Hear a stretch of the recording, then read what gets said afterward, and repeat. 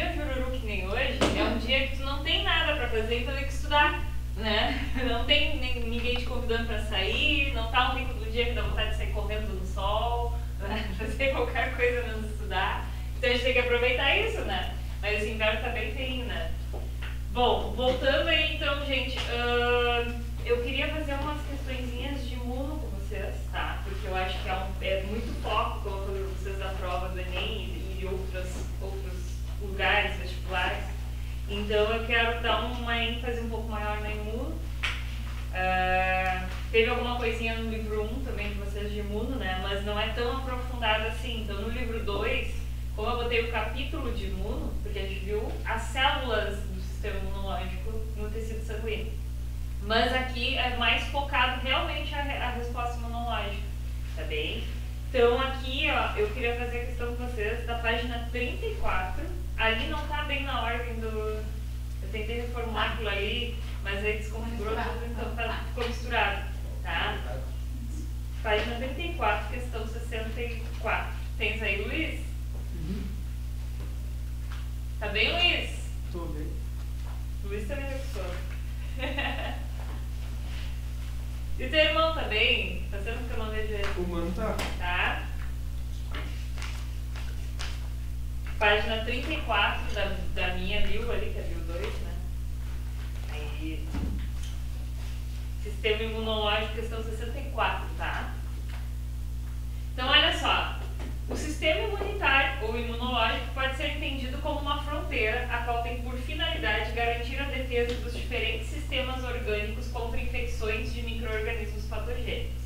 Porém, a Covid-19 reforçou o quão problemática se tornou a concepção de fronteira imunológica, visto que a população humana inicialmente não apresentava imunidade em relação ao novo coronavírus. É aquilo que eu falei para vocês, né? Quando existe uma doença frequente dentro da população, algumas pessoas já têm imunidade. Quando a doença vai do dia zero, como a gente diz, né, o vírus não existia, então a gente vai entender da interferência do paciente zero, que a gente diz, ninguém tem imunidade até que as pessoas comecem ou a adoecer ou tomar vacina, tá? Então a gente não tem o que a gente chama de imunidade de rebanho. Cuidado com esse termo, imunidade de rebanho, principalmente para dentro da prova da URGS, que às vezes é um pouco mais aprofundado, vocês podem trazer isso. O que seria imunidade de rebanho? Exatamente, as pessoas adoeceram ou tomaram vacina, tá? E aí o que a gente tem lá? Uma nova doença que ninguém tem imunidade. Com base, ó, nos conhecimentos sobre o sistema imunológico, assinale a alternativa correta. Gente, aqui vocês não se admiram, inclusive, de um tipo de questão desses cair na prova do Enem esse ano. Por quê? Porque já está caducando a pandemia, entende? E quando era novidade, a gente dizia, ó, a prova de vocês ela é feita lá até, né, mais ou menos abril, por aí, depende, né? Às vezes eles vão um pouquinho mais, na prova do ano passado a gente viu que eles estenderam um pouquinho mais as referências, deixaram pela referência, mas não se duvida de cobrar um tipo de questão assim e cobrando exatamente o sistema imunológico de vocês. Então, com base nessa alternativa correta. Letra A. Os macrófagos denominados de CD4 ou citotóxicos. Parei. Macrófagos CD4. Quem são essas células? Linfócitos. CD4 ou CD8. Lembra?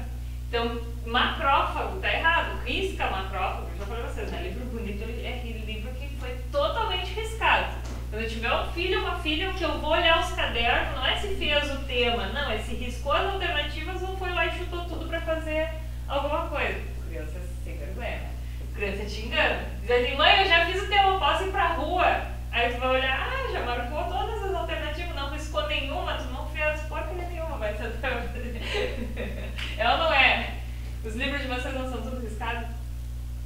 Tem que ser, né? Tem que ser, né? Um livro bonito, um livro riscado. Então, risca macrófago e bota linfócito, aí estaria correto.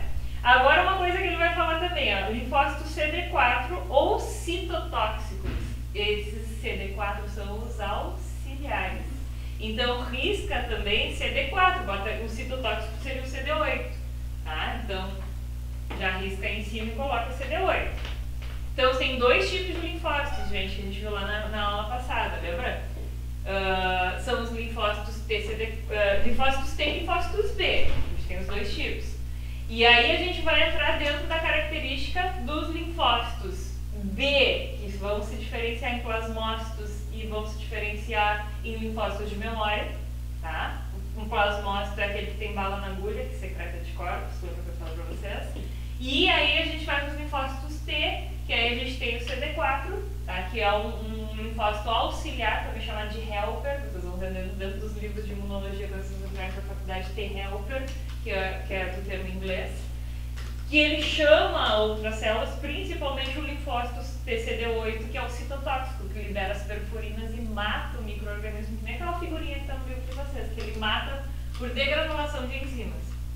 E o linfócito TCD8 é o citotóxico, é aquele que mata diretamente, liberando as perfurinas, uma célula infectada.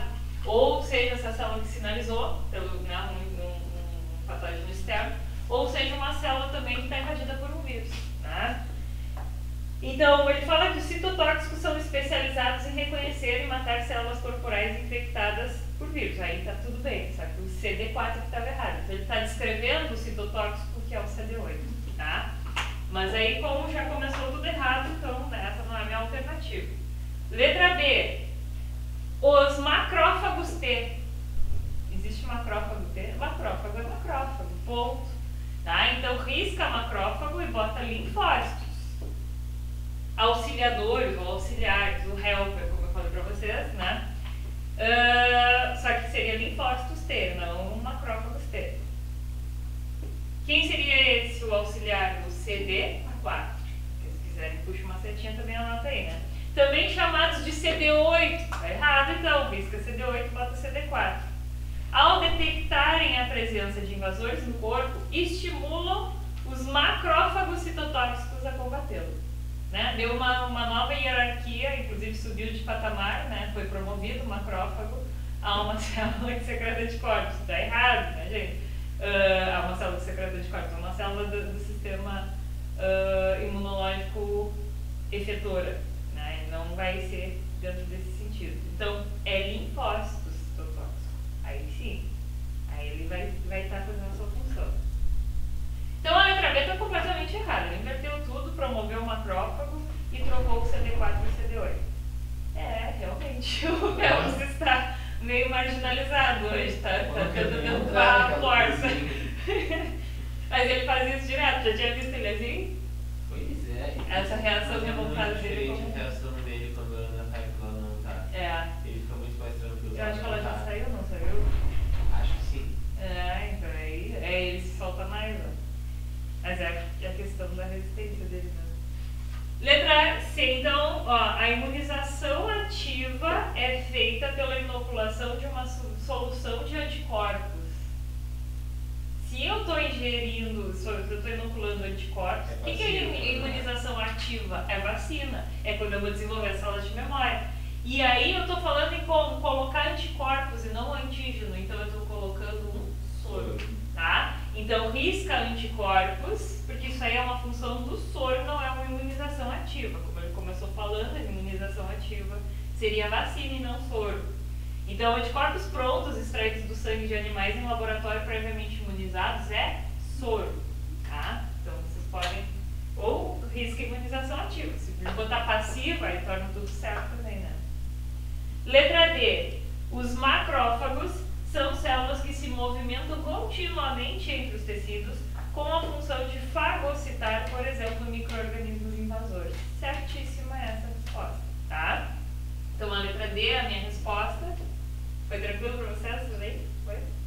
E a letra E, e aí, gente, o macrófago, só fazendo um adendo, pensando em URGS, né? O macrófago, ele pode receber um nome quando ele está nos meus tecidos. Lembra que eu falei para vocês que é célula dendrítica? É um macrófago grandão que circula no meio dos nossos tecidos também, né? Principalmente do epitelial. Tá? E a letra E, a imunização passiva consiste em, por meio de vacinação. Não, aí é soro, né? Então, vacinação é ativa. Então, risca a vacinação, né? Injetar no corpo da pessoa anticorpos provenientes de micro-organismos previamente atenuados. Eu só vou injetar anticorpos no soro. Na vacina, eu vou colocar o quê? Antígeno. Então, risca anticorpos e coloca antígeno. Que é a parte do micro-organismo, lembra que eu falei para vocês? Ou ele todo morto, envelope viral, partezinha da parede bacteriana, partezinha da membrana da célula, tá? Alguma coisa, né, que remeta ao micro-organismo. Então, por isso que a letra E está errada também. A questão 65, 74 foi aquele que fez, né? Em agosto, o Brasil iniciou uma campanha de vacinação infantil em massa contra o sarampo e a poliomielite. Isso foi de 2019, tá? Em meio a um quadro que causa a apreensão. As taxas de imunização de crianças contra 17 doenças, entre elas sarampo, atingiram em 2017 os níveis mais baixos em muitos anos. Não se descarta como causa da queda da vacinação a influência de notícias falsas, fake news. Isso aqui também é um assunto que está muito em alta, que pode aparecer tanto na prova do Enem quanto nos vestibulares para vocês, né? Como eu falei, a questão de estar voltando doenças que tinham sido praticamente erradicadas da nossa população, meningite e outras doenças, né? Que circulam nas redes sociais, né, as fake news. Os movimentos anti-vacina ganharam força depois que o cirurgião Andrew Wakefield publicou em 1998 na Lancet, a respeitada revista da área médica, um trabalho insinuando que a tríplice viral contra sarampo, cachumba e rubéola estaria associada ao autismo. O que ele ganhou com isso a gente não sabe, tá? Mas provavelmente foi alguma coisa induzida, tá? Não é um resultado fiel. Estudos posteriores refutaram a conexão e mostraram que o Wakefield tinha ações de uma empresa que propunha o uso de outra vacina. O que o cara fez? Molhou a mão, né? Literalmente, esse cara aí não era nem brasileiro, o brasileiro tem mania de molhar a mão, aqui não foi. Gente, não tinha outro fundamento. O autismo ele está ligado, provavelmente, à microbiota intestinal da mãe. Vocês já ouviram falar sobre isso? Provavelmente a microbiota intestinal da mãe. Claro que tem um gene responsável pelo autismo, que também pode ser, né, passado, mas os estudos mais recentes mostram o indicativo. Olha como a microbiota intestinal é importantíssima. Lembra que eu falei para vocês que aumenta a nossa imunidade, ter o intestino funcionando? A gente vai falar de sistema digestório logo em seguida. Porque a gente tem as bactérias que produzem vitaminas em ativa, né, principalmente do sistema imunológico, as mais importantes. E também altera o nosso humor. Lembra que eu falei que as pessoas ficam irritadas também. E isso muda tudo, porque a pessoa estressada, ela libera altos níveis de cortisol, que faz com que ela adoeça mais também. Mas também tem uma relação da microbiota intestinal da mãe, que muitas vezes pode fazer um processo de migração, a gente não sabe como, mas da microbiota da mãe principalmente, pode fazer um processo de migração pelos tecidos e entrar em contato com a criança, gerando algumas toxinas que vão fazer esse mau desenvolvimento. Acho que está ligado à alimentação também. A gente comendo muito comida. Aí vem essa relação que eu quero chegar, né, gente? Porque tem tanto caso de câncer, e principalmente câncer de intestino. A gente tem muita porcaria na nossa alimentação. E dentro deles, acho que eu já falei pra vocês, né, do glutamato, que é um causador de sabor. A gente vai falar dentro também dos nossos órgãos do sentido. E ele é altamente carcinogênico. E ele vem no aginomoto, aqueles sal, sabe, que a gente usa para realçar sabor na pipoca. Ele vem no miojo, ele vem... todos os alimentos processados basicamente vão ter o glutamato para te viciar. Aquele alimento que te vicia. Como é que isso é permitido, né? Aí a gente não sabe, né? Bom, tem permissão até para ter traços de fezes de rato e de urina de animais dentro de um molho de tomate. Então a gente não sabe por que a nossa legislação é tão... Quer dizer, desconfia-se, né? Desconfia-se, né? Por que pode? Aqui no Brasil, em outros lugares, às vezes não pode, né? Então... Tá, isso da microbiota, tipo, ela está... algo específico dela?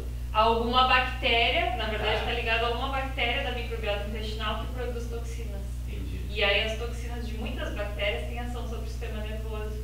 Vai atacar o sistema nervoso da criança, nesse caso.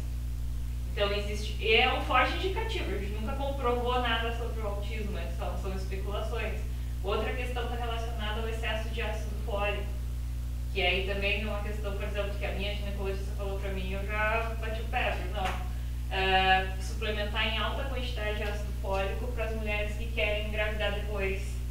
E aí, só que muita quantidade de ácido fólico já está relacionada em alguns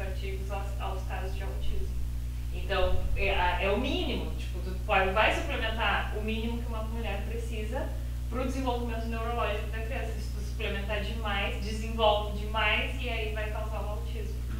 Né? Então a gente vem dentro dessas ações. Então são as especulações que a gente tem sobre o autismo, tá? Tem também uma ligada ao gene, mas a gente ainda não bateu o martelo, porque é uma coisa muito nova ainda, né, dentro da medicina. Então, sobre a vacinação, vacinas e sistema imunológico, é correto afirmar que, número 1, a produção de anticorpos específicos, como a reação do processo de vacinação, tem início com a ativação de linhagens de células vermelhas? Não. Essas são células sanguíneas de transporte de oxigênio, enfim. Quem é que a gente tem? A linhagem branca. Então, risca vermelhas e bota células brancas na número 1. Te achou aí, Luiz? Pois é, depois... Acho que tá na outra página ali, ó, já. Ali, ó. Tá? Então, a 1 lá na outra página ali, ó, células vermelhas, risca e bota células brancas. Tá bem? 2. O calendário nacional de vacinação, pô, isso aí o Duval já deve ter feito propaganda para vocês, né? Vocês devem saber. Prevê a imunização de crianças de até 2 anos, não existindo recomendação de vacinação na faixa etária de 9 a 20 anos. E o HPV não está dentro dessa faixa etária? Gestantes não tomam um monte de vacina, adultos não tomam vacina contra a febre amarela quando vão viajar para locais endêmicos. A vacina da dengue está sendo desenvolvida, provavelmente também vai começar a aplicar em adultos também. Idosos não tomam vacina, que é para matar os idosos, para não pagar pensão, para não pagar a aposentadoria, né? As teorias da conspiração. Então, não é só, né, as crianças de até 2 anos. Não, tem um quadro gigante de vacinação. Então, ali ele se passou, né?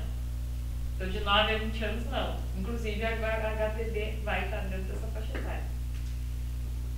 4. Anticorpos são células modificadas. São células. Anticorpos são células com a função específica de destruir determinado antígeno. Primeiro, o anticorpo não destrói ninguém. Tá? O anticorpo, ele neutraliza micro-organismos. E eles não são células. Eu tô sem caneta aqui, agora não dei conta. Deixa eu pegar. Vamos lá.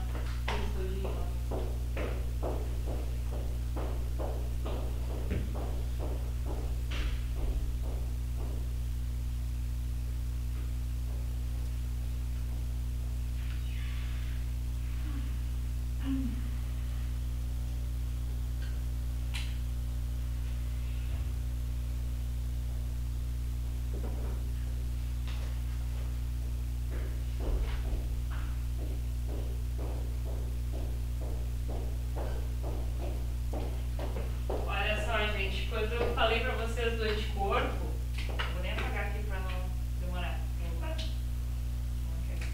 Quando eu falei pra vocês do anticorpo, eu falei, bom, aqui tem um vírus qualquer no seu envelope.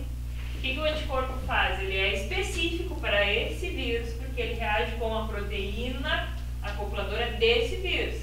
Outros vírus vão produzir outros tipos de proteínas, então tem alta especificidade. Os anticorpos IgA, IgD, IgM, IgE, lembra que a gente falou? Eles vão neutralizar se ligando ao redor do vírus. Então, essa reação que eu mostrei para vocês aqui, ó, quando ele se liga em todas as proteínas que ele usa para invadir o meu corpo e não deixar nada livre para ele conseguir entrar numa célula, a gente chama de reação não de destruição. E aí vem um erro que vai aparecer em várias questões de imunologia, inclusive no Enem. Eles nunca destroem nada. Eles neutralizam ou sinalizam para outras células virem fazer fagocitose. Então, eles neutralizam os micro-organismos. Tá? Os anticorpos são gama-globulinas, são proteínas, tá? Globulares, que a gente vai chamar. Então, eles são proteínas globulares. Imunoglobulinas, gama-globulinas, tem vários sinônimos para anticorpos, tá? Então, quem produz o anticorpo? Aí sim, uma célula que é o plasmócito, que é o linfócito B que entrou na forma ativa, que é o secretor de anticorpos. É a minha arma carregada cheia de bala para matar alguém, entende? Só que não matar não.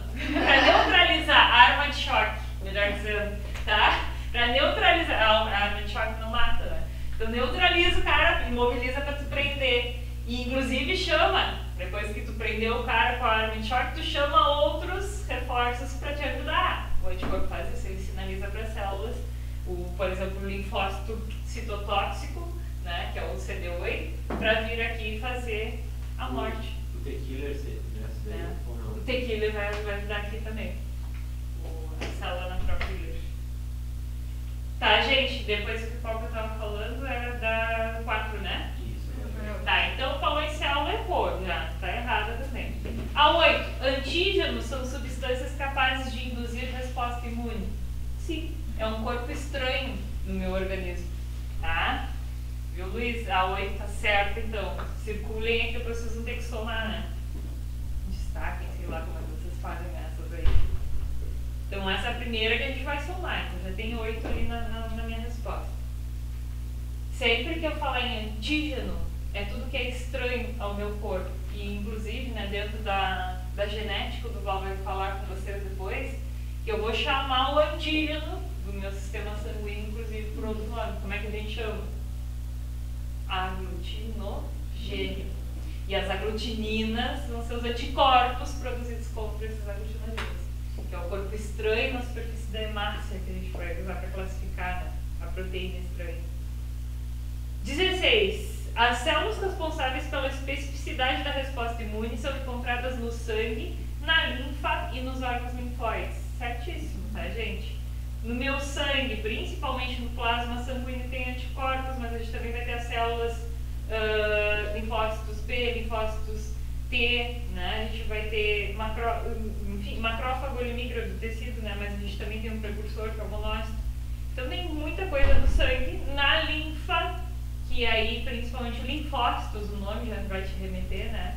Principalmente os linfócitos. Lembra que eu falei para vocês, os linfonodos, que é onde eles filtram, e aí se eles detectam algum micro-organismo, eles vão ter uma atividade grande de linfócitos, e eles vão aumentar de tamanho, que é as ínguas que a gente diz, né?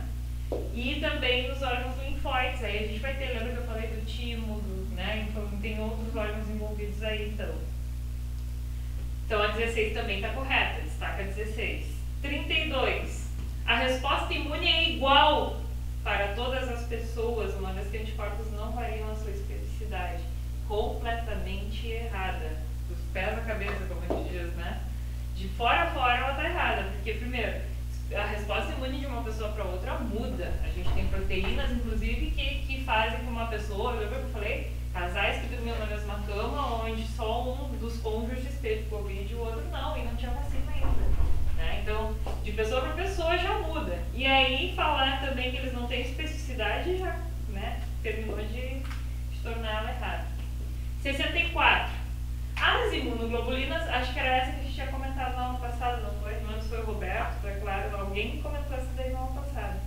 As imunoglobulinas das classes IgM, IgA, IgD, IgE e IgG são proteínas produzidas por células linfocitárias. Certíssimo, são proteínas. Tá?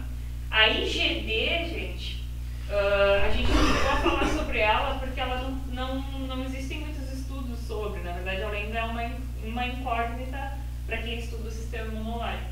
Provavelmente, a gente só sabe que ela vai ser uma imunoglobulina que está em torno de 25%, tá, de uma resposta imunológica. Ela vem junto com a IgM, que é aquela primeira que atua, lembra que eu falei? Que é quando a pessoa está com a doença ativa. Então, provavelmente, ela vem junto e ela tenta ativar células, chamar células de defesa para o local também da infecção. 66. Aqui eu vou dar uma pausinha para fazer questão mesmo, porque, como eu falei para vocês, imuno é muito importante para o Enem e para os vestibulares nem se fala, né? Analise as proporções apresentadas sobre os processos de imunização. Número 1. Existem dois tipos de resposta imune. A humoral, relacionada aos anticorpos presentes no sangue e na linfa, e a celular, que é mediada por linfócitos T. Está correta essa ou está errada? Vou deixar vocês lerem sozinhos para ver.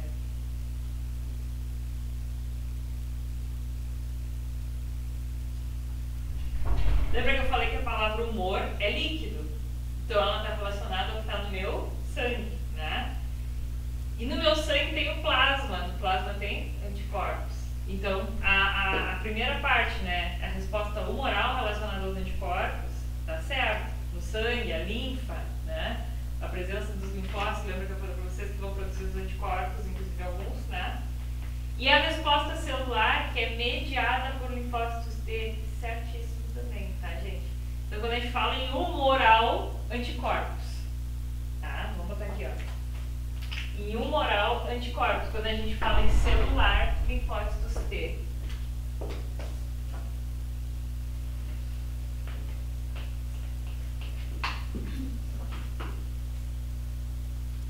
Literalmente a Ana saiu e o Phelps está tentando arrombar a porta.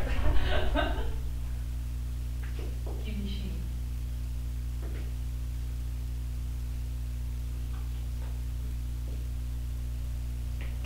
Ele saiu da rua, mas o comportamento de garota de rua não saiu dele, né? Então, olha só. Resposta humoral, anticorpos. Resposta celular, linfócitos T. Que aí ou é o linfócito T CD4, lembra que a gente falou? CD4, ou o linfócito T CD8. CD4 é o auxiliar, ele atrai células de defesa pro local, o CD8 ele é citotóxico, é aquele que degrangula as enzimas que vão matar aquela célula. Cito, célula, tóxico. As enzimas vão ser tóxicas para ele, vão matar.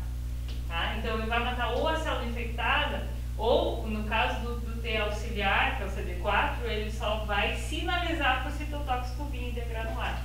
Tá? Ah, desculpa, eu botei. Falei CD8 e botei 4. CD4 e CD8. CD8. Obrigada, vai.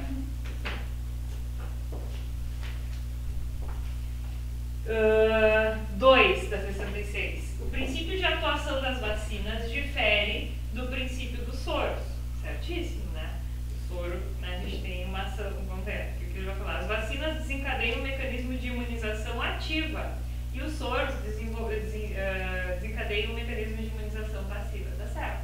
Tá? Então a 2 está completamente correta. A Luiz está marcando aí. A 3. Na resposta imunitária secundária, o tempo para a produção de anticorpos é maior. Errou aí, tá? É menor.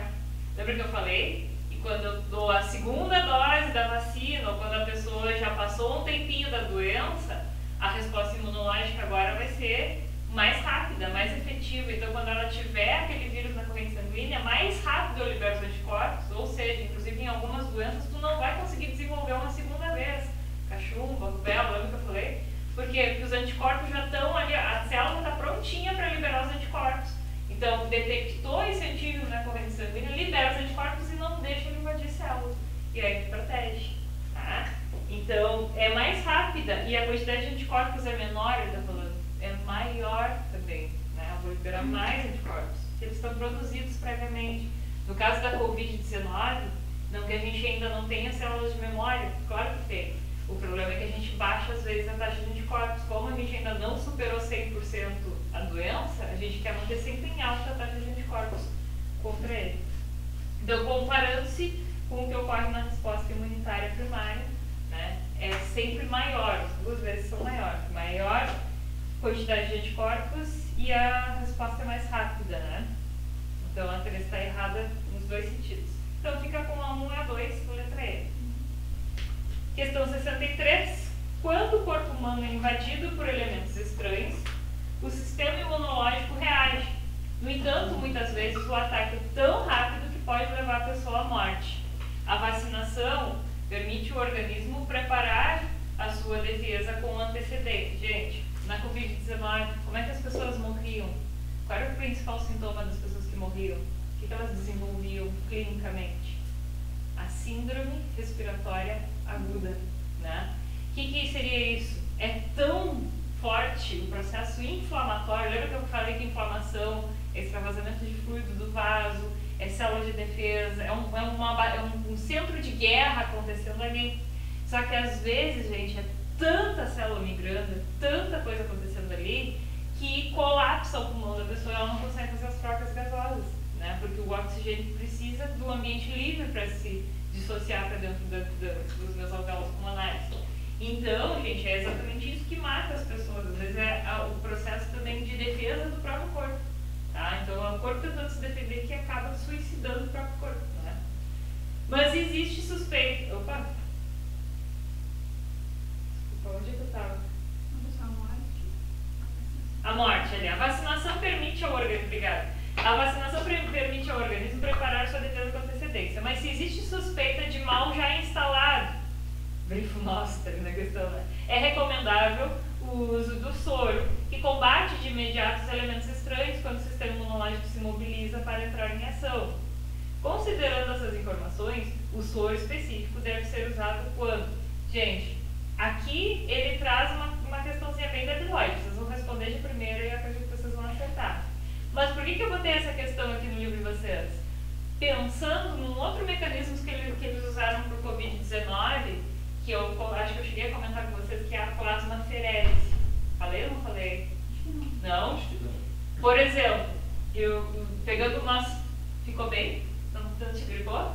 Segunda passada? Eu fiquei super gripado agora, eu tô bem. Agora que tá bem? Então ele estava realmente gripado. Por exemplo, agora eu lembrei, vou usar o Roberto de novo, porque eu usei ele na aula passada. Coitado do Roberto, né? Tem que ver dele.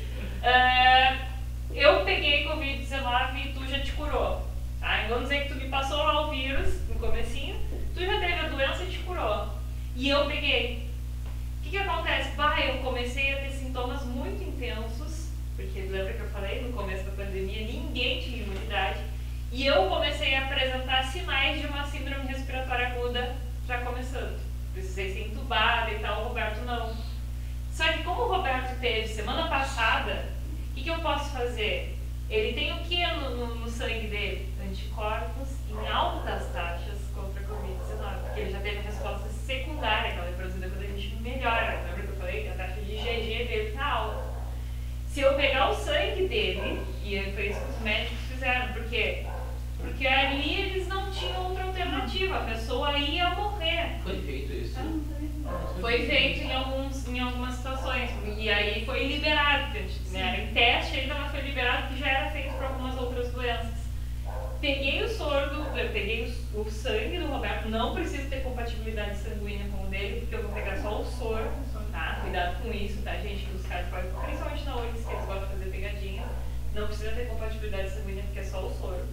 E aí eu vou pegar o soro, vou centrifugar aquele sangue dele, e as células se depositam tudo no fundo, e o que flutua em cima é o soro.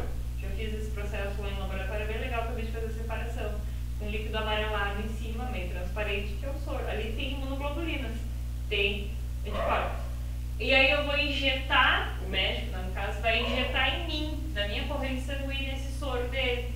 O que ele tem ali? É a mesma coisa, gente, que o soro produzido em cavalo, aquele que eu descrevi para vocês.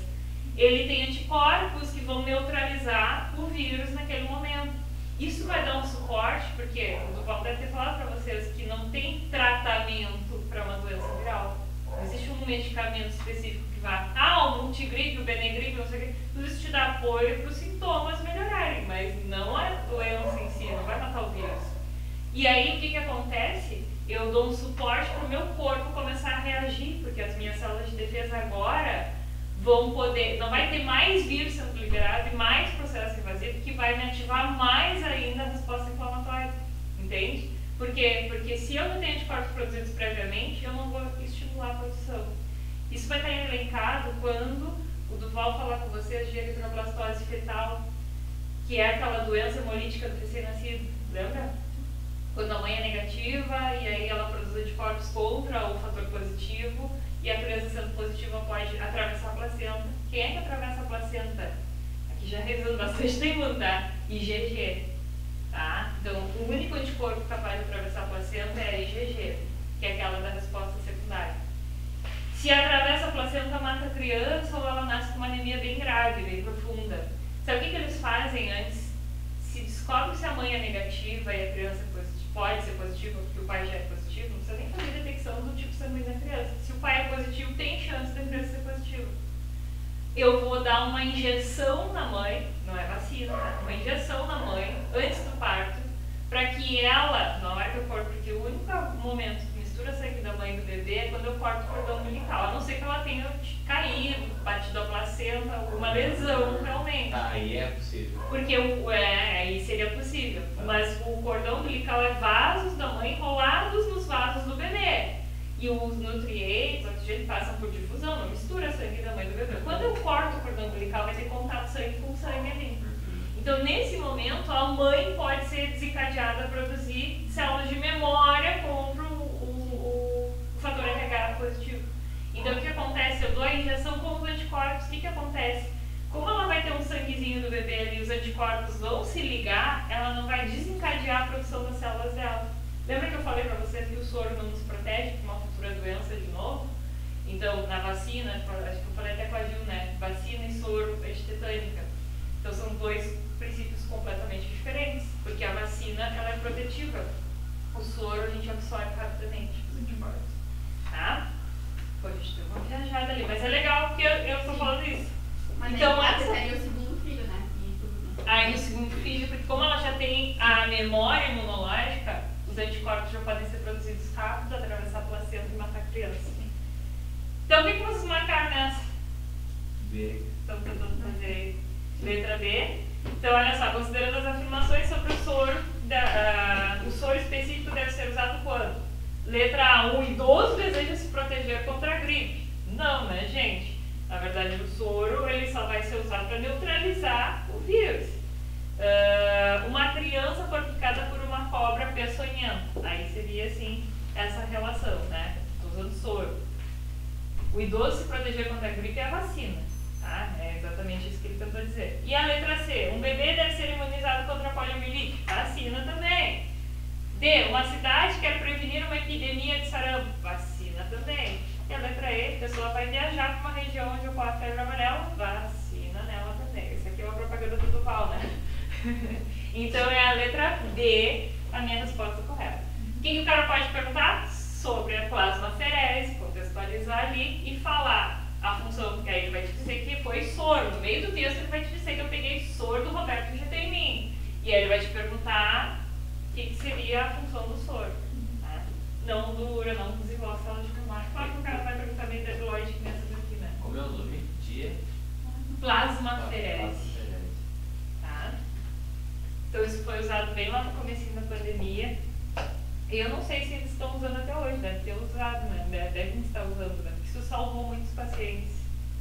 Em 1999, é a próxima questão, tá?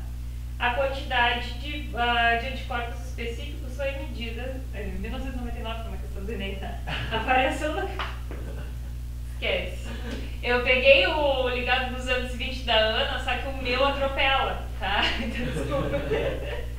A variação da quantidade de anticorpos, nem em 1999, a variação da quantidade de anticorpos específicos foi medida por meio de uma experiência controlada em 2 pessoas durante um certo período de tempo. Para a imunização de cada uma das crianças foram utilizados 2 procedimentos diferentes. Criança 1, aplicação do soro. Criança 2, vacinação. O gráfico que melhor representa as taxas de variação da quantidade de anticorpos na criança 1 e 2 é... O que ele está mostrando ali? No 1 seria o soro. Cadê o 1 e o 2? Ah, tá na legenda aqui do ladinho. Estava procurando aqui, o primeiro está apagadinho, mas no segundo aparece bem. Então, a linha contínua é o 1, que é o soro. A linha pontilhada seria o 2. A pontilhada não. A contínua que tem os pontos grandão é o 1, né? E a fininha, melhor dizendo, né, é o 2. Então, na letra A, o que ele está mostrando? Variação, todos os gráficos, variação de tempo e anticorpos. Os 2 crescendo, tanto no soro quanto na vacina, a taxa de anticorpos. Está errado? Lembra que a vacina demora para produzir anticorpos, o soro já é imediato. Mas a vacina demora para produzir os anticorpos. E aí ele está mostrando só subindo e se mantendo também. Então está totalmente errado. Na letra B, o que ele está mostrando? O soro em alta quantidade de anticorpos. Tá? Consegue interpretar esse gráfico aí? O soro, ó, que eu tenho a taxa de anticorpos, se eu for olhar lá, tá bem lá em cima. E ao mesmo tempo, depois ao longo do tempo, ela decai. É o que acontece no soro? É, tanto que decai a ponto de eu não né, ter mais nenhum desses anticorpos na corrente sanguínea depois. E na vacina está mostrando ao contrário. Começa pequenininha a taxa de anticorpos e vai subindo. E aí é o que acontece, né? Então, depois de um certo tempo, 2 semanas da minha vacina, eu tenho resposta imunológica boa para me defender. Então, seria a letra B. Aqui aconteceu um problema de configuração. Então, vou falar para vocês.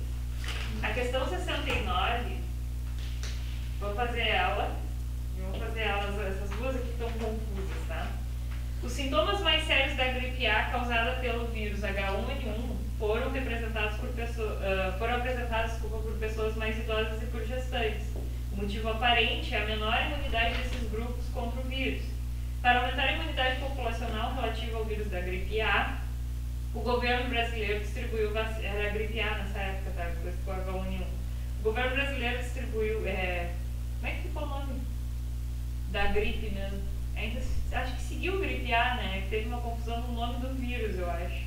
Que era gripe suína, gripe A. Depois ficou gripe A, acho que ficou assim, tá?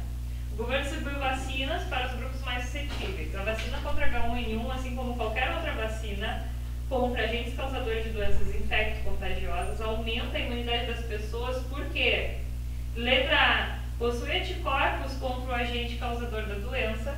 Aí puxa uma seta, tá, gente? Da letra A, desconfigurou ali na hora que falou. Puxa uma seta lá pra cima, tá na segunda coluna. Tá? Então é letra A aqui e letra B tá lá na segunda coluna. Possui proteínas que eliminam o agente causador de doenças. C. Estimula a produção de glóbulos vermelhos na medula óssea vermelha. D. Possui linfócitos T, B e T que neutralizam o agente causador da doença. Ou letra E. Estimula a produção de anticorpos contra o agente causador da doença. Eu quero na vacina produção de anticorpos, né? Memória imunológica e produção de anticorpos. Então seria a letra E a minha resposta correta. Tá bem? E aí a 70. O que aconteceu? Eu não sei, quando eu colei, o PDF distorceu, literalmente. Aconteceu isso. Tá, já tinha visto? Tá. E na 70 vai vir para a esquerda de volta, quer ver? Que confusão, distorceu, literalmente. E ainda com a D de volta ali. Exatamente, a D e a E volta para lá. O vírus do papiloma, HPV, na sigla em inglês, causa o aparecimento de verrugas e infecção persistente, sendo o principal fator ambiental do câncer do colo do útero nas mulheres. O vírus pode entrar na pele por mucosas, pela pele ou por mucosas do corpo, a qual desenvolve anticorpos contra a ameaça. Embora em alguns casos a defesa natural do organismo não seja suficiente, foi desenvolvida então uma vacina contra o HPV, que reduz em até 90% as verrugas e 85,6% dos casos de infecção persistente em comparação com as pessoas não vacinadas. Aquela que a Gil estava falando que era cara e tal, que ela queria tomar. Então é essa vacina aí. Que vai no quadro das adolescentes, até 20 anos de idade tu não paga porque está no quadro obrigatório de vacinação. Depois que passou dessa idade a gente tem que pagar para tomar. O benefício da utilização dessa vacina, aí volta para a esquerda, tá, Luiz? Da onde dá a fonte, disponível em, pá, volta para a esquerda a questão. Entendeu ali? 70, vamos ver se deixou aqui. Tá aqui, aí tu volta pra cá. Então puxa uma seta pra cá de repente, ó, pra entender.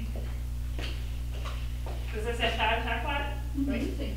Benefício da utilização dessa vacina é que as pessoas vacinadas em comparação com as não vacinadas apresentam diferentes respostas ao HPV em decorrência da A.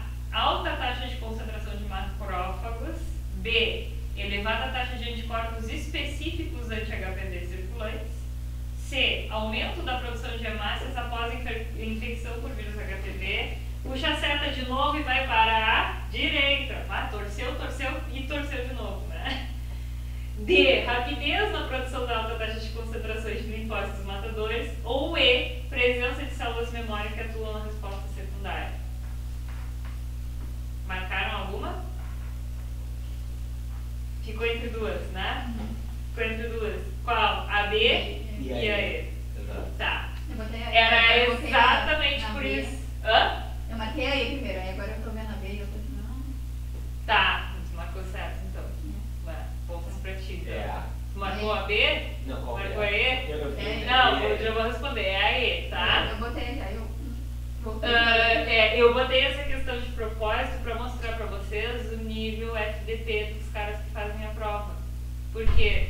Porque aqui, gente, é aquele tipo de questão que outros professores já devem ter comentado com vocês, que não está errado a afirmativa B, mas não é a mais correta para o enunciado do que ele está te pedindo, tá? Gente, aí vem a questão, por isso que eu botei ela, exatamente para causar um choque de realidade em vocês, que às vezes a gente vai ficar entre as duas alternativas, a gente vai ter que ter uma pausa consciente. Tá, espera aí, ele falou em vacina no texto. O que eu quero na vacina? Alta taxa de anticorpos, isso não tem no soro também? Também tem alta taxa de anticorpos, né? Que o anticorpo na vacina vai ser depois, no soro vai ser dado antes. Mas ao mesmo tempo, se eu for diferenciar um do outro, o que eu quero com uma vacina?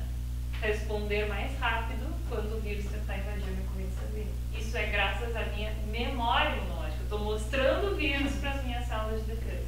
E eles especificam bastante o enunciado, apresentam diferentes respostas. É isso, é específico que a E faz, né? Exatamente, é específico o que é. Por isso que a E vai ser a mais correta.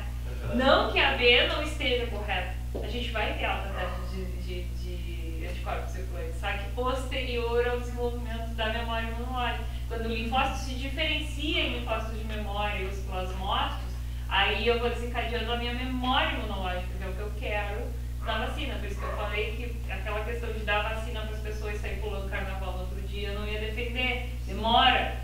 Mas aí seria ao mesmo tempo a questão não está errada, ela está certa. Tá certa. Porque tem muita gente também que começa, porque a questão tem duas certas. Não. Não, aí não sabe tem que anular essa questão. O professor faz recurso. Eu me lembro que nessa época eu já dava aula. E tem muito professor que fala isso em sala de aula, que o Enem, a gente fica atacando o Enem, que é a questão. Não, aqui não caberia recurso nenhum, tá, gente?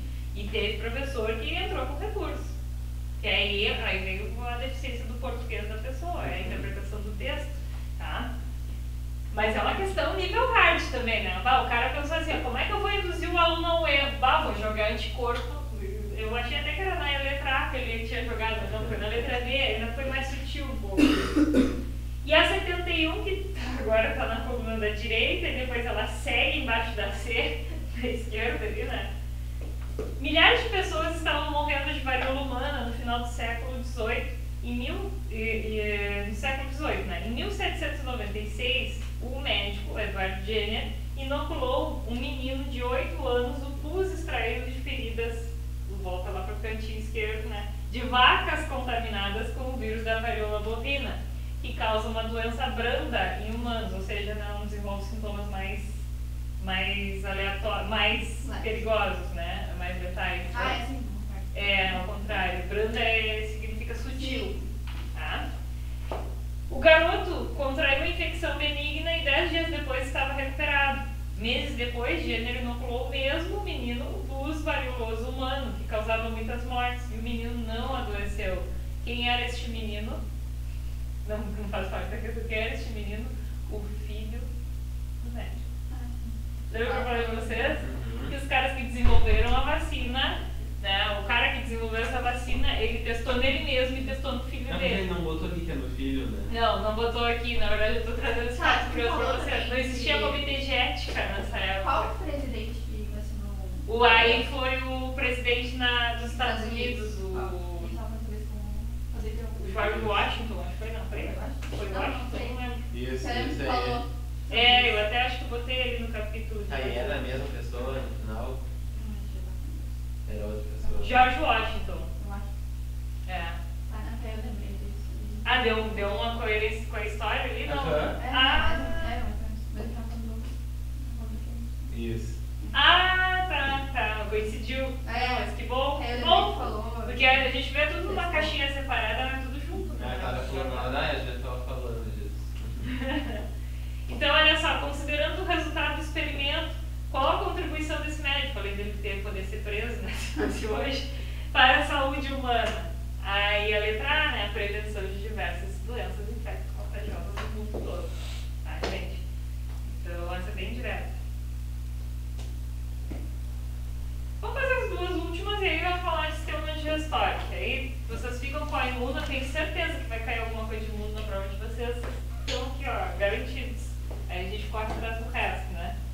Tanto a febre amarela quanto a dengue são doenças causadas por vírus dos grupos arbovírus, pertencentes ao gênero Flavivírus, existindo 4 sorotipos, né, para o vírus causador da dengue.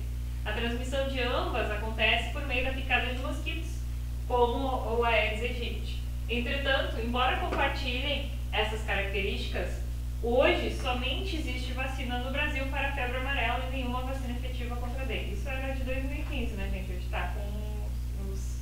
Acho que não sei se já terminaram a vacina da dengue, né? Acho que já terminaram. Né? Então, já foi... é um dado passado. Mas, olha só. Esse fato pode ser atribuído. Que aí, qual o fato, gente? Embora compartilhem essas características, somente existia no Brasil, né, a vacina para a febre amarela. Qual foi a maior dificuldade para produzir a vacina da dengue? É isso que ele está perguntando. Tá? Letra A. Maior taxa de mutação do vírus da febre amarela do que o da dengue? Não, isso pelo contrário. Já tem a vacina, porque ele muda menos. Porque se ele mudasse mais, a vacina não ia... Ela não teria ação, mas ela não teria ação contra as variantes que surgiriam. O que o cara pode perguntar aqui na prova de vocês mais moderna? Covid-19. Lembra que eu falei? Aqui ele pode trazer. Ou trazer que a vacina da dengue está pronta e trazer algum quesito nesse sentido também. B. Alta variabilidade antigênica do vírus da dengue em relação ao vírus da febre amarela. Essa é a minha resposta. E C. Menor adaptação do vírus da dengue à população humana do que do vírus da febre amarela. Pô, mas se não tivesse bem adaptado, não existia até hoje. Eu lembrei daquela questão muito foda, sabe, da dengue versus ebola. Pergunta qual que é o vírus mais adaptado. Ah, é. E é muito contra-intuitivo a princípio, porque o vírus que mata mais rápido, ele é menos adaptado do que o vírus que mata mais devagar, porque quando o ser humano morre, ele morre junto também. Exatamente. Mas ao mesmo tempo a carcaça dele ele tem uma alta transmissibilidade, né? Que aí, inclusive, veio as roupas, gente, que eles usaram contra para tratamento de pessoas com Covid-19. São as mesmas roupas que eles usavam para tratar as pessoas com ebola, aquele capacete de astronauta lá, aqueles troços loucos assim, né? Exatamente porque o vírus, né, matava muito e eles tinham medo da função do vírus se disseminar fácil. Mas a adaptação com certeza está maior no da dengue. Então é fantástico isso, né? A 73, para fechar então, de 2016. Vários métodos são empregados na prevenção de infecções por micro-organismos. Tá ruim? Aqui é impossível no teu dar as coisas da imagem. Vê se consegue. Ah, sim. Dá? Então dá. Ó, Tá, eu vou ler para vocês, vou ditando, pode ser? claro. Vários métodos são empregados para prevenção de... Então pode ser a qualidade do PDF, não sei o que aconteceu. Porque esse meu livro aqui, ele é a imagem do ano passado. Pode ter mudado alguma coisa na impressão. Vários modelos são empregados então, para a prevenção de doenças por micro-organismos. 2 desses modelos utilizam micro-organismos vivos, e são eles as vacinas atenuadas, constituídas por patógenos avirulentos, e os probióticos, que contêm bactérias benéficas. Yakult, iogurtes, né? Lembra? Todos os actíveis da vida, né? Tudo é probiótico. Na figura estão representados 5 diferentes mecanismos de exclusão de patógenos pela ação dos probióticos no intestino de um animal. A número 1, vocês conseguem achar o número 1? Está bem no cantinho esquerdo. Competição por nutrientes, né? Isso, competição por nutrientes. A 2 está na direita lá. Consegue ler aí, Luiz? Ou precisa traduzir? Não dá. Antimicrobianas. Produção de substâncias antimicrobianas. Na 2, na direita lá, tá? 3 está bem embaixo, perto da célula ali. Disputa por sítio de adesão. Tá certo? 4. Estímulo à produção de imunoglobulinas. Deu? Conseguiram identificar agora? E 5. Manutenção da integridade epitelial. Tá? O que ele está mostrando ali, gente? Número 1, competição por nutrientes. Aí ele mostra bactérias do nosso intestino versus uma bactéria que pode, por exemplo, uma salmonela, que eu comi uma maionese estragada, alguma coisa assim, e que vai competir com as bactérias do meu intestino pelo mesmo sítio de ação. Só que no momento em que aquele sítio de ação está ocupado por uma bactéria, a outra não consegue se ligar naquele espaço da membrana que aquela bactéria está ligada. Então ele tem que procurar outro, se ele não conseguir, não vai causar infecção. Então, quanto mais bactérias da minha microbiota normal, probióticos, que a gente chama, né, tiverem ali, mais efetiva vai ser a minha proteção contra patógenos externos, uma infecção por uma intoxicação alimentar, por uma bactéria que contaminou um alimento. Então, significa que se a minha microbiota intestinal estiver ok, além de produzir vitaminas, de meu sistema imunológico também, lembra que eu falei da saúde intestinal versus a nossa saúde? Eu também vou ter essa particularidade dessa defesa imunológica. Então, por isso que o Activia diz, tem lactobacilos vivos, porque esses lactobacilos fazem parte dessa microbiota intestinal. Então, quanto mais quantidade eu tiver, mais protegido eu estou. Ao mesmo tempo, quando eu faço um tratamento com antibiótico muito longo, eu elimino boa parte dessas bactérias. Então, pode vir, inclusive, uma constipação depois disso, a pessoa fica presa. E aí ela tem que tomar o Floratil e outros, que são as bactérias secas, ou iogurtes, né, e Yakults e esses outros, para repor as bactérias do intestino. Porque a gente precisa delas para formar o bolo fecal. É bom mesmo tomar. É bom tomar iogurtes, é bom ter essas fontes de micro-organismos naturais. Queijos também tem bastante. Então, micro-organismos naturais. 2. Produção de substâncias antimicrobianas. Lembra daquela função da penicilina que eu falei para vocês? É um fungo penicílio que produziu a penicilina que inibia o crescimento da bactéria, que é uma amoxicilina que a gente conhece hoje. Tá? A penicilina do benzetacil, né? Ela é exatamente uma toxina que um fungo produzia para inibir o crescimento das bactérias. Tem bactérias que também às vezes produzem toxinas que inibem o desenvolvimento de outras. Isso também nos protege. Tá? Então é exatamente isso que ele está falando. É uma ação química.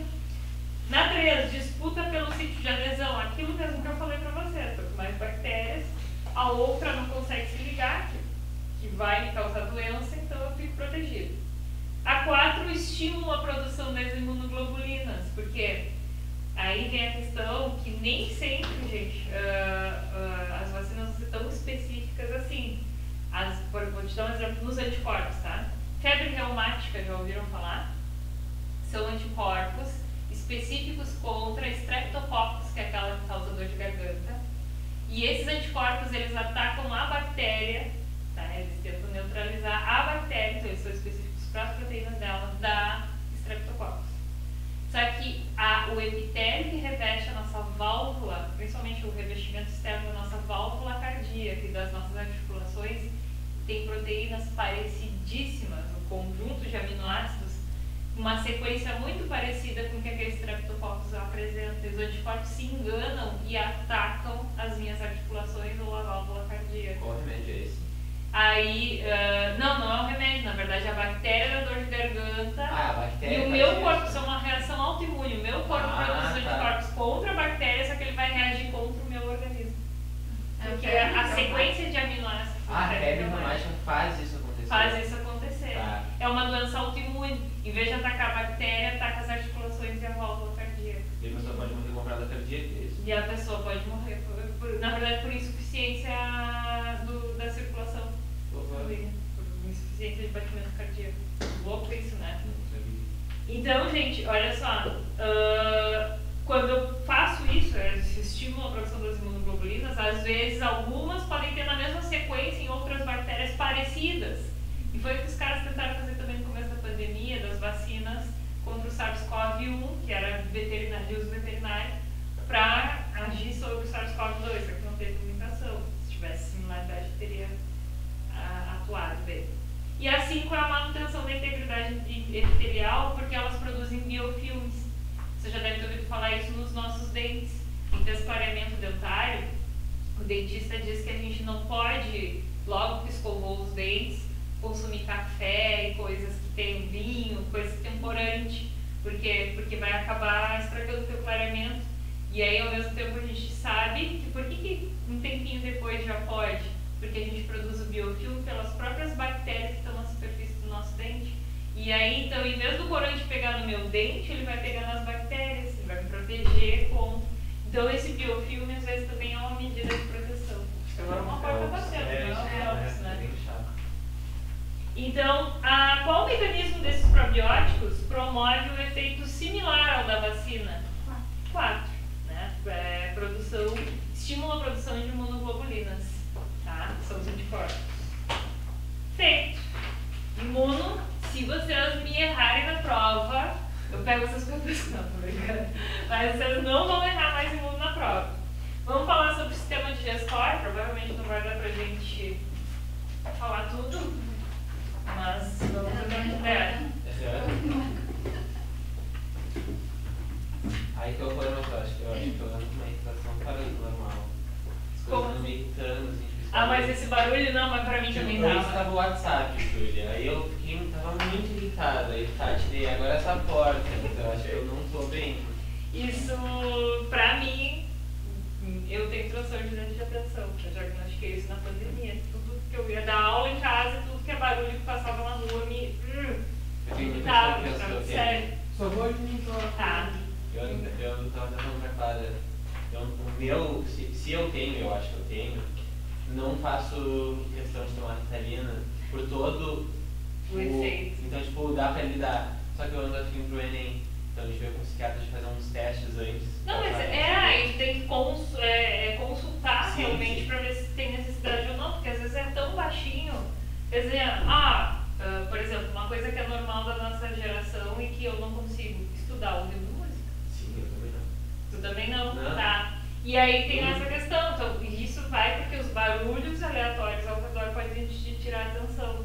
Mas tu consegue no momento assim, vou para um quarto, vou me fechar, vou fechar a janela porque se eu ver alguma pessoa passando eu vou me distrair. Se tu não tiver distração, às vezes tu consegue superar isso. Sim, exato. Entende? Então e evita tudo que um remédio desse que psicofármaco vai te pode trazer causar. dependência naquilo. Acho que é o pior fator dele.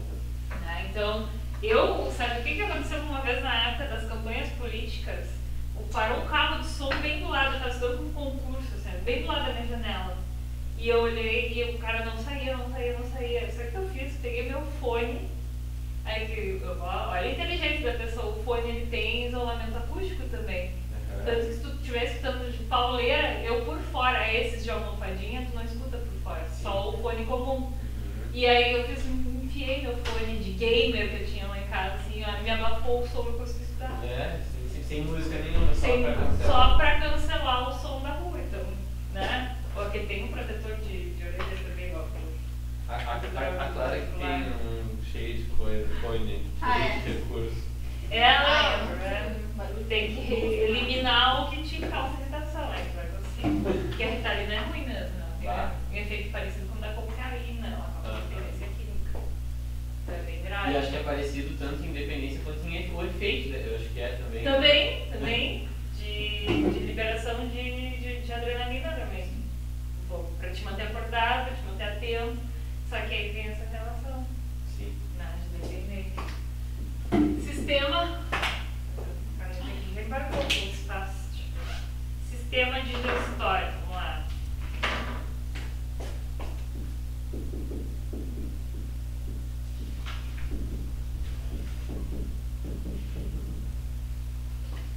Gosto da caneta verde.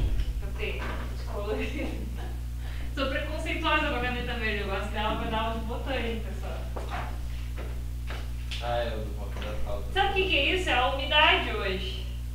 Agora a preta ficou aberta e não quer escrever também. Qual a função do sistema digestório, gente? Não me vem com digerir. Vou te dar uma voadora. O que é digerir?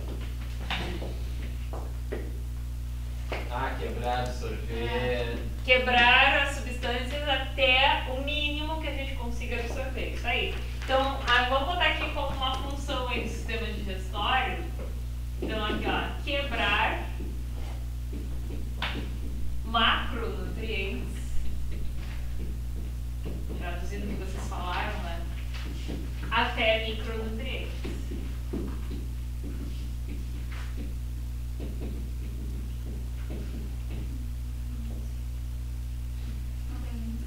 E aí a gente tem que ter em vista que, o que seria esse processo? Por exemplo, como é que eu quebro as proteínas? Como é que eu vou fazer como é que eu vou conseguir absorver o mínimo que uma proteína vai ter? Eu vou ter que quebrar ela em... O que compõe uma proteína? Aminoácidos. Então as proteínas elas devem ser quebradas até aminoácidos para a minha célula conseguir receber. O aminoácido é quebrável? Não, aí, na verdade ele vai ser quebrável não no sistema digestório, ele vai ser quebrável dentro da minha célula. Tá?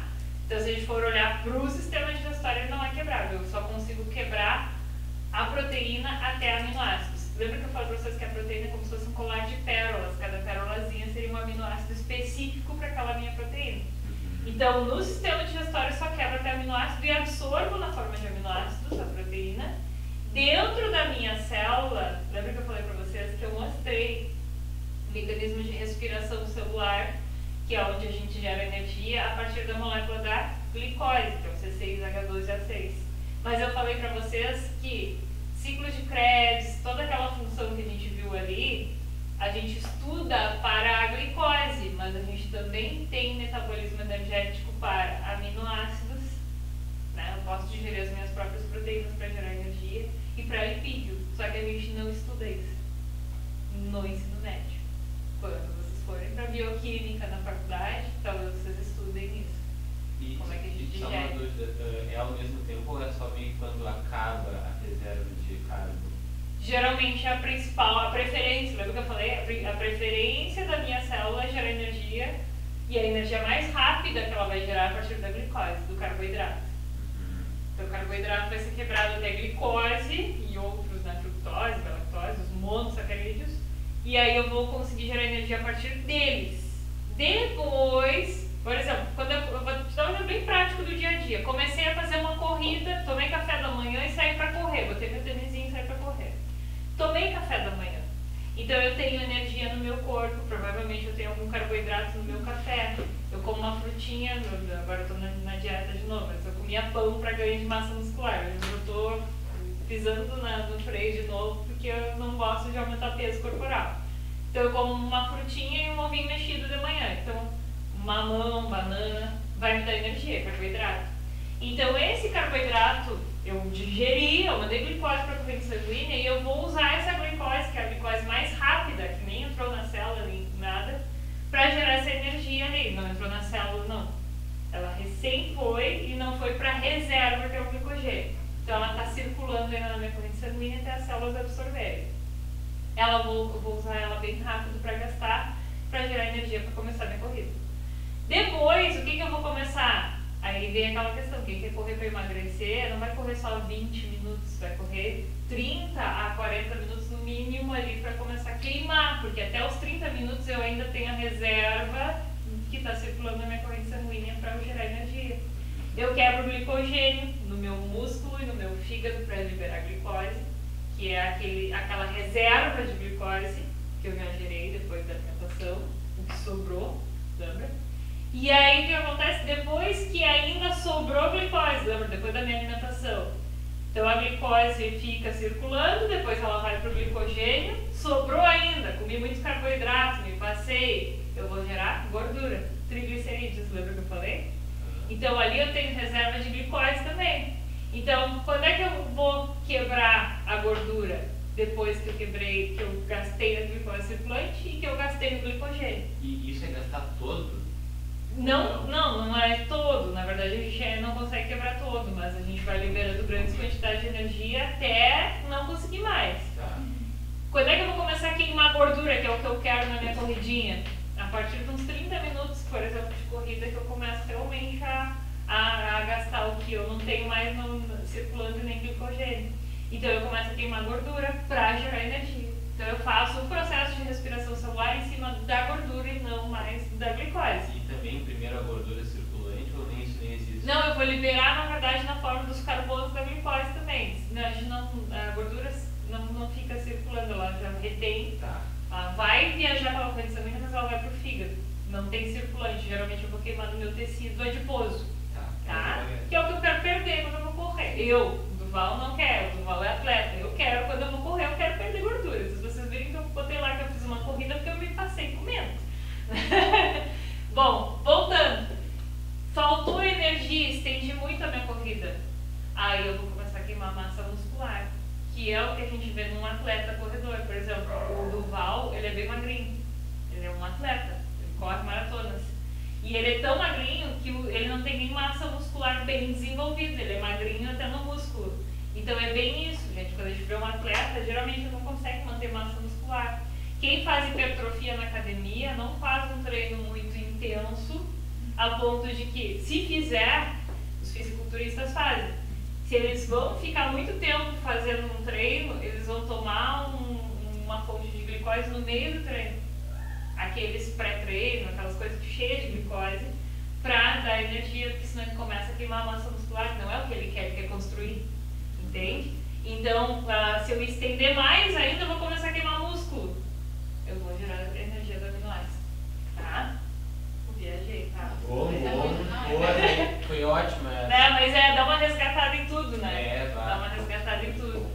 E aí, gente, como é que o aminoácido entra dentro da minha célula? Falando em resgatar, TRI, Enem, vamos pensar lá.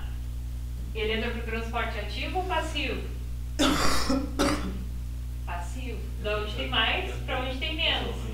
Tá? Cuidado isso, não, cuidado, porque se você sabe metabolismo, mas erra uma questão de difusão facilitada. Isso já foi visto esse ano?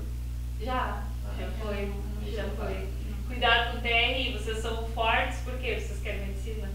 Então vocês são fortes na fisiologia e na histologia. Mas a base que é a citologia, às vezes ela é usada para construir a digestão, então baixa nota. Cuidado com isso.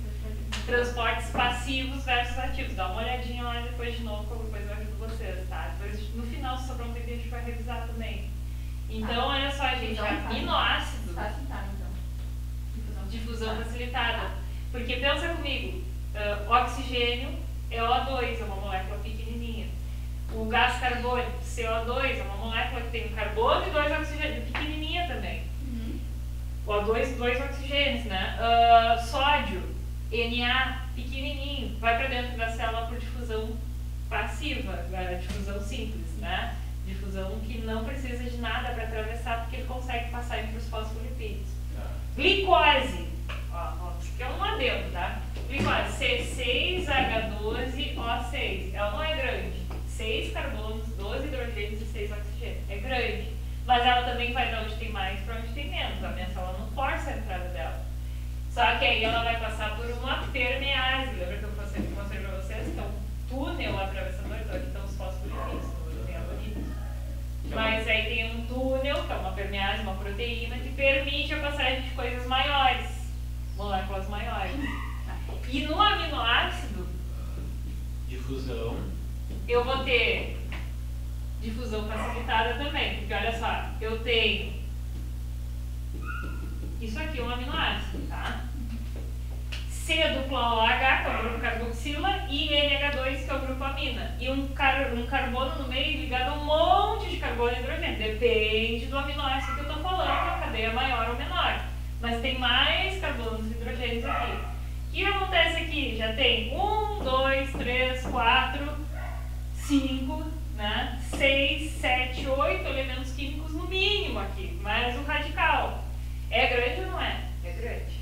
Então ele vai entrar por uma permease também. Então a gente tem mais para onde tem menos. Acabei de comer, tem mais na minha corrente sanguínea. Então tem menos dentro da minha célula. Então eu vou botar para dentro da célula por transporte passivo, por difusão facilitada. Oi? Essa base, gente, ela vai ajudar a responder isso aqui que vocês estão falando. Não, eu praticamente não sei essa parte. Então, depois eu resgato com vocês, então. Tá? É que a gente entrou depois também, né, Roberto? Isso da respiração, coisa mas é uma base para... Sim. Não, sim, não, legal. Tá? Depois a gente resgata, não tem problema, eu vou voltar ali com vocês. Mas cuidado, tá? Já digo para vocês, cuidado, eu entendo isso, ajuda a baixar a nota um monte. O cara acertar uma de fisiologia e errar como é que o nutriente foi para dentro da célula. E é judiaria, né? Porque é um troço fácil, assim, só que eu vou resgatar isso. Mas tá certo, mas só tem que saber isso antes, né? Por isso que aí compara o número de acertos e nunca bate a nota, né? Exatamente. Proteínas, então, aminoácidos, tá? Aminoácidos, que não é um só. Depois, como é que eu vou absorver os carboidratos?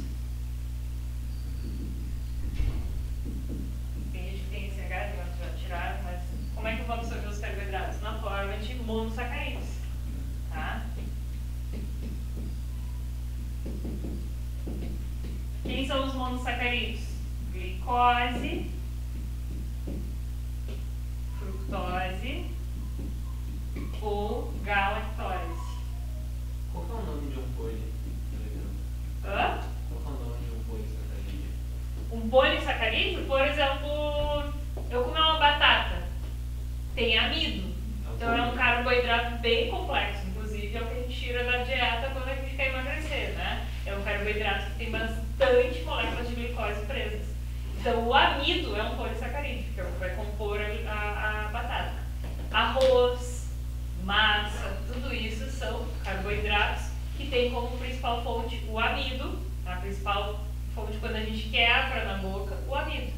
E aí o que acontece? Ele é um polissacarídeo.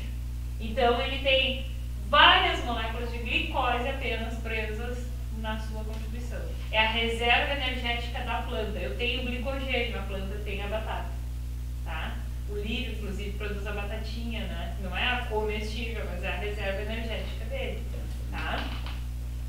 Fructose. Lembra fruta já, né? Ou não é? Tem até um suco que acho que o nome é fruc, né? Só que é fruqui com KI, né?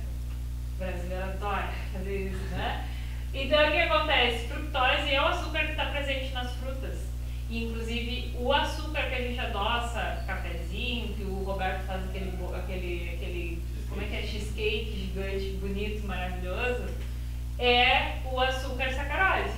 A sacarose, ela tem glicose mais fructose. Então, tem os dois. E aí, a gente vai resgatar isso aqui quando entrar no suco entérico lá e o suco pancreático, a gente começa a quebrar os disacarídeos também. Então, se tem duas glicoses, eu quebro ainda, porque a célula não consegue absorver as duas juntas, então eu tenho que quebrar. Se tem sacarose e fructose, eu também tenho que quebrar, porque vai entrar com glicose e fructose, mas a célula não consegue absorver os dois juntos. Então, disacarídeo não entra na minha célula, por isso que eu vou quebrando. E a galactose, Galac, não te lembro o nome daquele chocolate? Que cor ele é? Branco. Por que ele é branco? Não tem cacau, tem leite. Então, o que acontece? A galactose ela é o açúcar encontrado no leite, né? O leite tem proteína, mas também tem açúcar. O whey protein, que é a proteína do leite, mas também tem açúcar, que é a lactose. E a lactose, ela tem glicose mais galactose. Também tem disacarídeos ali. Então, eu preciso quebrar também. Tá, a proteína do leite é a caseína, né? Também vai ter a caseína. Né? E a do albumina, né? Do ovo albumina, isso aí. Tá? Bom, depois eu também tenho os lipídios. Esse dia o Duval estava nos contando por que os legumes tratados ficam doces. Pelo processo de polimerização. Acho que ele falou É química, né? da pirólise, de aquecer e aí quebra o amido, vira de polissacarídeo para monossacarídeo, eu acho. Ah, é, também. E aí... Quebra um polímero, na verdade. Então, é uma reação química. Eu trabalhei com isso nos itinerários lá na escola, foi bem legal. Os alunos agora vão montar um prato final, tipo Masterchef. Eu e a Isis, inclusive, estamos trabalhando com eles lá. E... Só que a Isis agora vai largar os itinerários ali, mas ela vai finalizar ainda esse. Bem legal. Muito legal. Estou ansiosa por essa aula. Lipídios, gente, como é que eu vou absorver? Na forma de ácidos graxos e também na forma do glicerol. Opa, glicerol.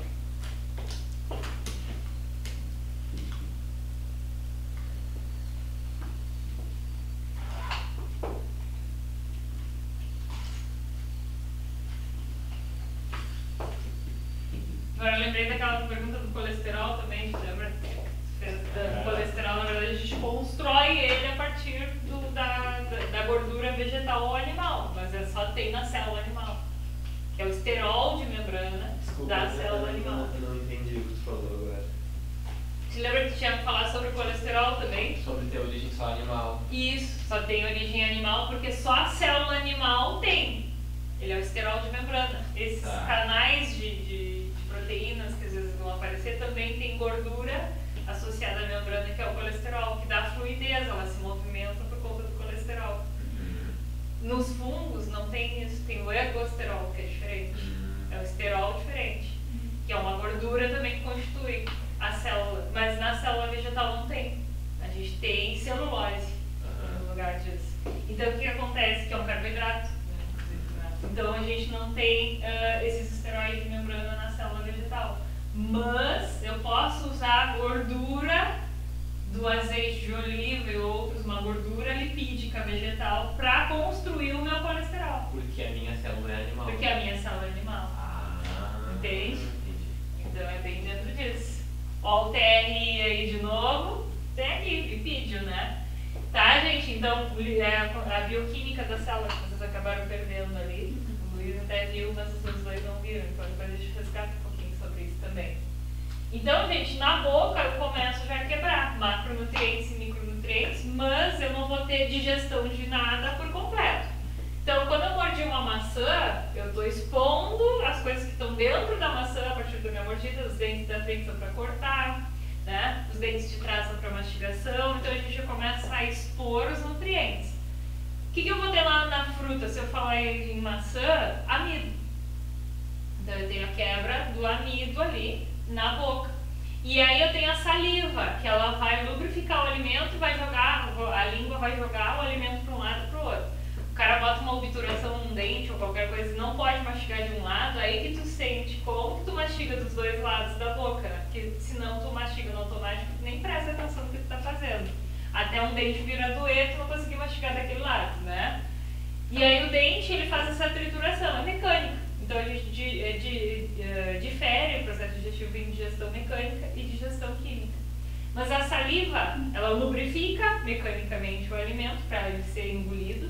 E antes, quando a gente está com pouca saliva, a gente engole a seco, que passa arranhando, é horrível, né? Então a gente muitas vezes tem esse processo mecânico, mas tem um processo químico também, que tem uma enzima chamada de pitialina ou amilase salivar. O que ela faz? Quebra amido. Só que o amido vai ser quebrado em maltose, que é um disacarídeo. Tem glicose, mas glicose é maltose. Então lá no meu intestino, depois eu vou quebrar no intestino delgado em 2 moléculas de glicose e vou absorver na outra porção do intestino delgado. Tá? Então olha só que inteira, por isso que a gente precisa dessa bioquímica boa aí para digestão. Tá no horário, né? Tá. Então não vou me passar. Pausa aqui.